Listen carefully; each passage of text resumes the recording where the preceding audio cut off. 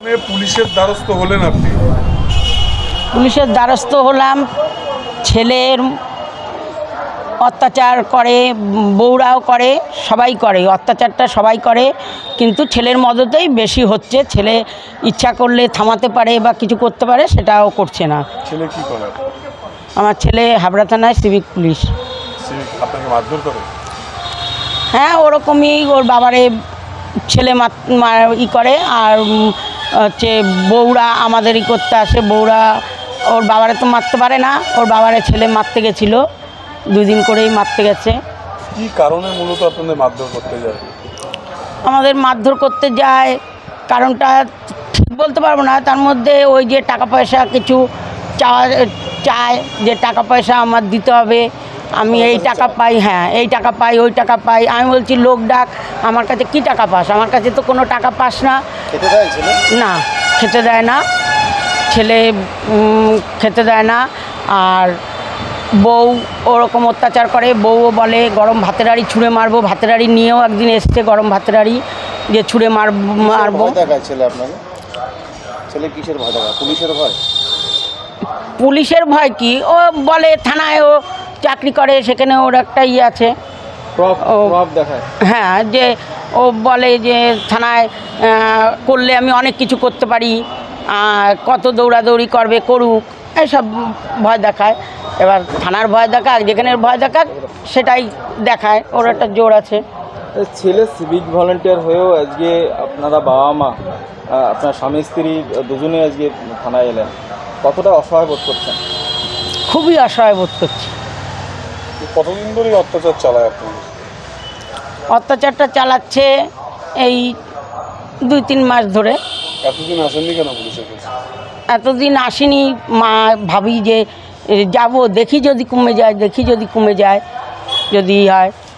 তার মধ্যে আমার মেয়ে যদি বাড়ি যায়, বা আমাদের বাড়ি বা মেয়ের বাড়ি, যে ও মারামারি করে মেয়েরে বলেছে যে আমাদের শোনায় যে যদি বাড়ি আসে তাহলে ঠ্যাং ধরে চিড়ে ফেলাবো, এ করব, গণ্ডগোলটা তা নিয়েও বাড়াবাড়ি হয় আমাদের সামনে।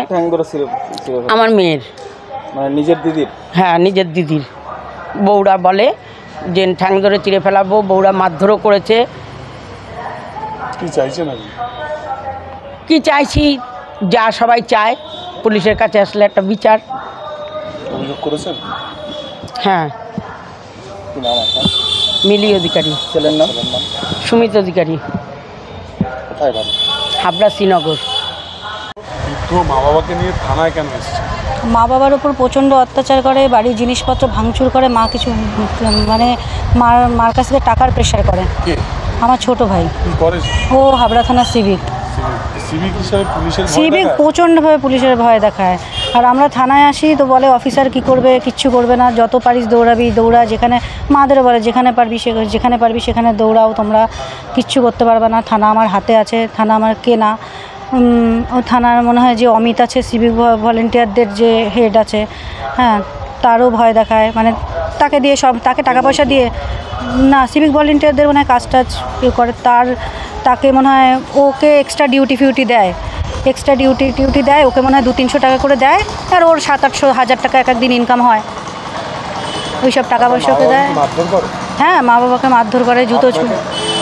আমাকে তো মারধর করেছে, আমার তো কমপ্লেন করেছি হাবড়া থানায়, কিন্তু জিডি নিয়েছে, কেস নেয়নি। না, কোনো ব্যবস্থা নেয়নি। ও হয়তো কাউকে, ওর অনেক পাওয়ার আছে, সেই পাওয়ারটা দেখাচ্ছে। আমি অনেক, আমাকে হাবড়া থানার থেকে আমি একটা ভাই বলছে যত পারবি দৌড়া, কোনো কেউ কেস নেবে না, থানার কেউ কেস নেবে না, থানা আমার হাতে। কি বলে হুমকি দেয়? ঠ্যাং ধরে চিড়ে ফেলবো, এই বাড়ির দিকে আসুক। মা বাবাকে মারধর করে, যখন মা বাবাকে গালাগালি করে, জুতো ছুঁড়ে মারে সব। আমি এবার বাপের বাড়িতে গেলে, মা তো অসুস্থ, তো মা পিজিতে ডাক্তার দেখায়, মা প্রচুর, মার কিডনির অসুবিধা, হার্টের অসুবিধা, দেখতে গেলেও দেখতে যেতে দেবে না, এক বাটি তরকারি দিলেও দিতে দেবে না। হ্যাঁ, ঠ্যাং ধরে চিড়ে ফেলেন। আর তাছাড়া আমার নামে অনেক অশ্লীল নোংরা ভাষায়, মানে অনেক নোংরা ভাষায় অনেক রকমভাবে কথা বলে আমাকে। হ্যাঁ, যাতে আমি ওই বাড়িতে না আসি সেজন্য পাড়ার প্রত্যেকটা ঘরে ঘরে গিয়ে আমার নামে নোংরা কথা বলেছে। আমি ওর একটা ব্যবস্থা, যে থানা একটা পদক্ষেপ নিক, তাই চাইছি। মৌসুমী অধিকারী।